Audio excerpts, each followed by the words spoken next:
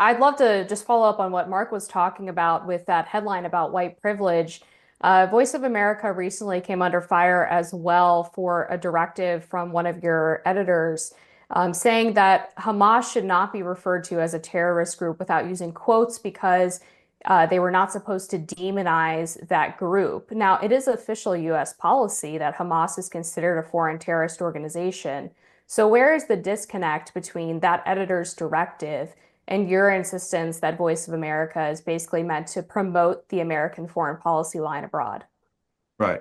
So let me just say, first of all, Voice of America journalists regularly describe Hamas as terrorists. That is not an issue. I've made that clear that they can be described as terrorists because they are terrorists. That's what Hamas is. They're a terrorist group. Sometimes VOA reporters use a formulation, designated by the United States as a terrorist group, which might be appropriate in certain stories. But there was, before I got to VOA, a directive. It wasn't really a directive, but there was what we have in VOA is a editor who kind of polices standards. I'm just being open with you. The editor, who's a very good editor, said something in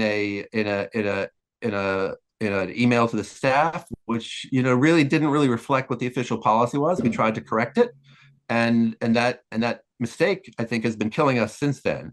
But Hamas are terrorists, full stop.